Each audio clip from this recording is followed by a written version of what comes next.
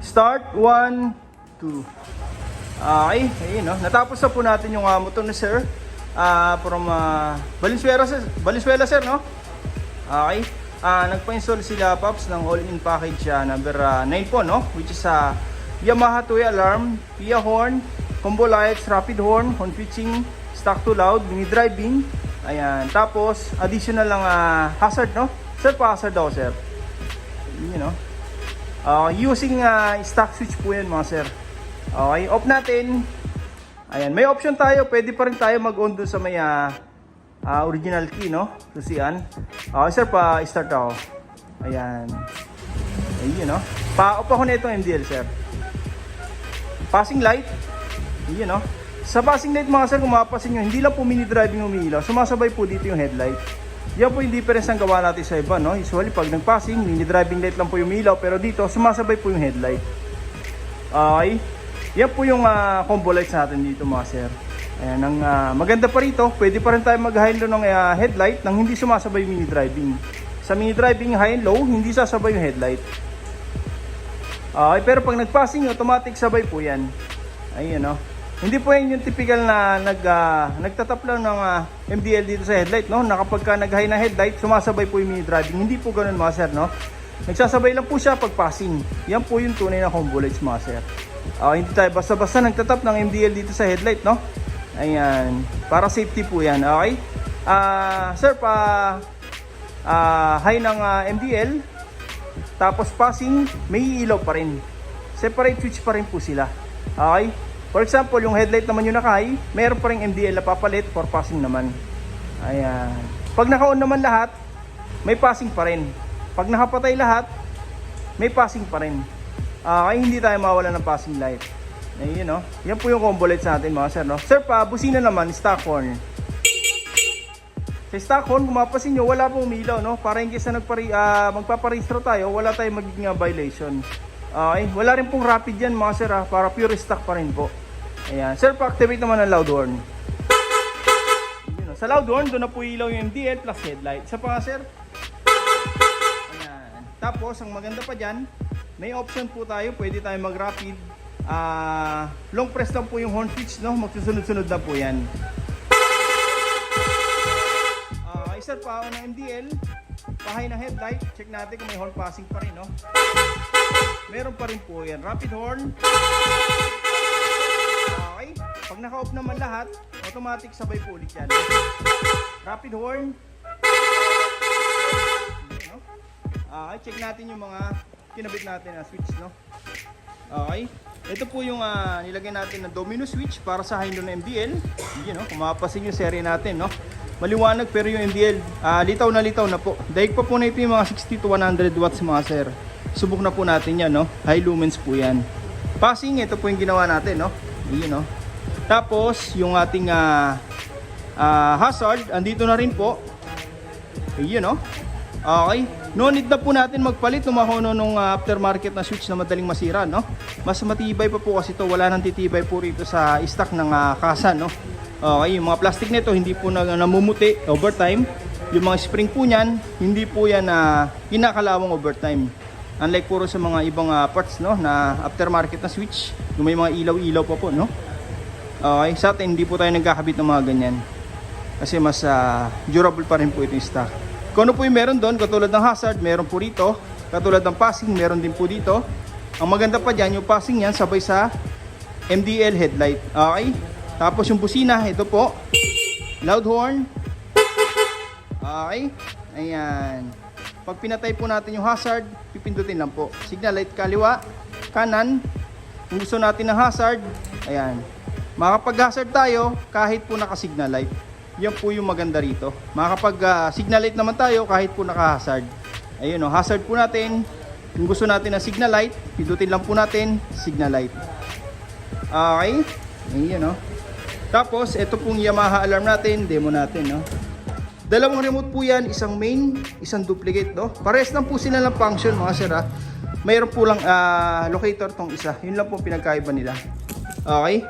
Auto start, dito po yan, unlock, tapos lock. Same lang po dito yan. Try natin, no? 1, 2. Okay, ganun lang po kasimple mga sir, no? And kahit po walang susi yan, makakapag-start po tayo. Okay, unlock para mamatay. Ayun, no? Ayan. Tapos, lock.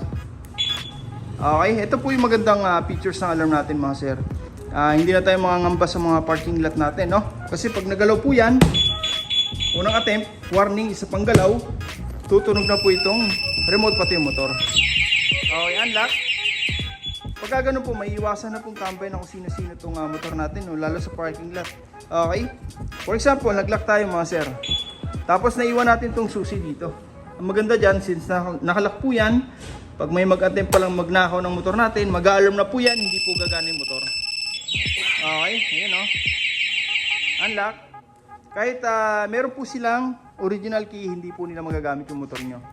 Unless pindutin nyo yung unlock para makapag-start ulit. Okay, ayun, no?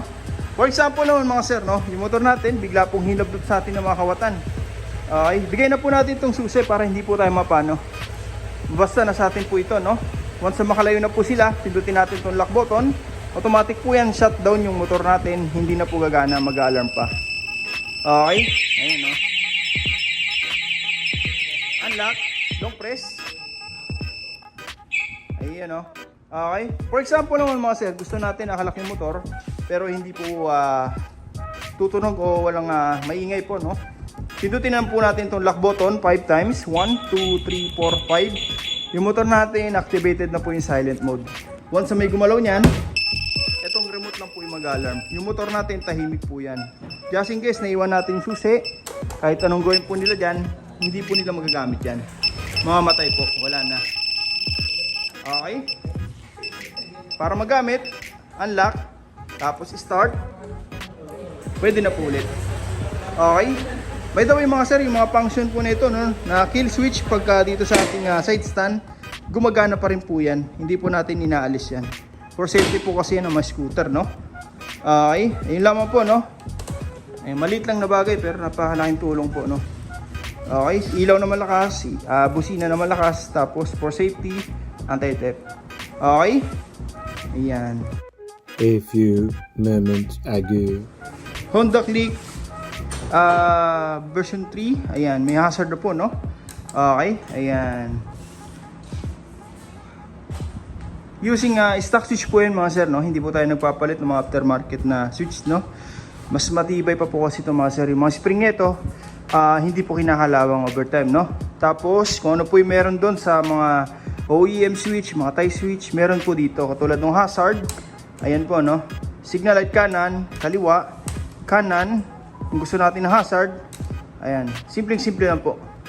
Tapos, may passing na rin po yan para sa combo lights. And then, naglagay na rin tayo ng Yamaha 2-way alarm for safety ng motor reserve, no? Okay, bali dito, keyless na po siya, 100%. May option po tayo, pwedeng de-remote na lang yung motor natin, pwedeng disusi pa rin. Kaya ang maganda pa dyan, kahit wala po tong alarm, ito po yung sakit, no? Nakakapag-start po tayo. Ayun, no? Pwede pa rin natin patayin dito, pwede rin natin i-on. Tapos, once na isalpak na po natin yan dito, ayan. Nag-start po tayo dito sa remote. Pwede na po. Yan, no? Kahit wala pong susi. Okay, multifunction na po siya, mga sir, yung installation natin dito. At the same time, meron na rin po itong loud horn, no? Rapid horn. Yan, napakalakas. Okay. Kung gusto natin na i-stock ulit, pindutin lang po natin yan, back to stock na. Okay, check natin yung mga wirings na kinabit po natin, no? Naglagay po tayo dito ng domino switch para sa high low ng MDL, no? Naglagay rin po tayo dito ng mini driving. Original domino po yan, mga sir, hindi po yan replica ng plastic, no? Yung nababasag po dito. Okay? Ayan, metal po yan. Tapos passing switch, kagaya ng tinesting natin kanina, no? Tapos yung ating horn switching stock to loud, magagamit pa rin po natin itong stock na busina. Kung mapapansin nyo, hindi po natin ginagalaw yung wirings yan, mga sir. Stock pa rin po yan. Lahat po ng nabanggit natin na switch, mga sir, sama-sama po yan sa isang harness, no? Ito po yan. Okay? Kung mapapansin nyo, marami na tayong na-install, no? Pero wala tayong makikita gaanong wirings, no? Dito, lahat po yan kinocompress natin para magmukha pa rin stock, no? Para in case magpapagawa tayo sa mga mekaniko, PMS, hindi po sila mahirapan. Kumbaga hassle free po, no? Kasi wala pong mga wiring na sagabal kahit na marami na naka-install. Okay. Mula rito sa taas, pababa po yan. Tapos, naglagay na rin tayo ng PIA horn. Legit po ito mga sir, hindi po ito replica. Yung peke, no? Nakamount na po yan dito sa mismong chassis para hindi po mabilis mag-loose, no? Okay, matibay po yan. Ayan, pababa po yung harness natin. Ito po yan, nakalatag na maayos. Papunta na po yan dito sa ating power module. Okay, siya po yung distributor ng power, no? Mula sa battery, papunta ang trigger sa mga switch. And then papunta na po ng output sa mini driving, sa PIA horn. Ito po yung output ng mini driving mga sir, no? Igakabit na lang natin yung balas.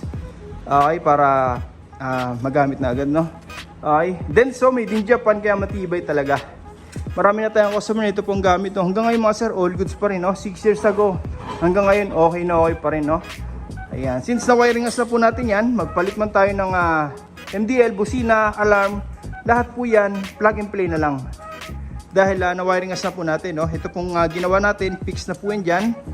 Wala na po tayong ibang gagalawin o re-rewirings. Just in case lang po na magpalit tayo ng ibang brand ng busina, MDL, alarm, salpak-salpak na lang po lahat. Okay, ganyan po tayo gumawa rito mga sir. Hindi po yung basta gawa lang, no? Mapatunog lang, mapailaw, okay na, no? Dito, ginagaya po natin lahat ng manufacturer ng motor. Nakabalot. Ito po yung sa atin. Ayan, no? Malinis na malinis po yan. Para pang all weather, no? Umulan umaraw, hindi po tayo mangangamba no baka magkaroon ng malfunction, mag-lose contact. Ayan, dahil nakabalot po lahat yan.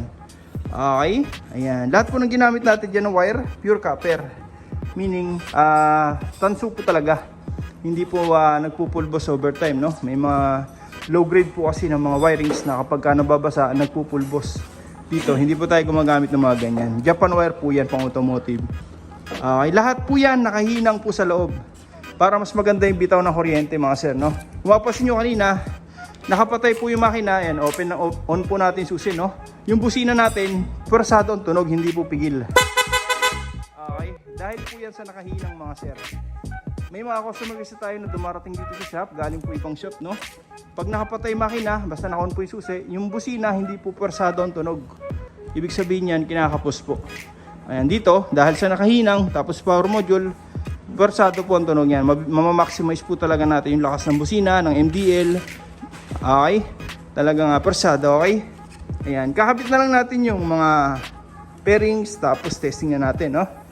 Ayan. Sa mga gusto pong pagawa, punta lang po kayo dito sa shop. First come, first serve po tayo. Maraming salamat po.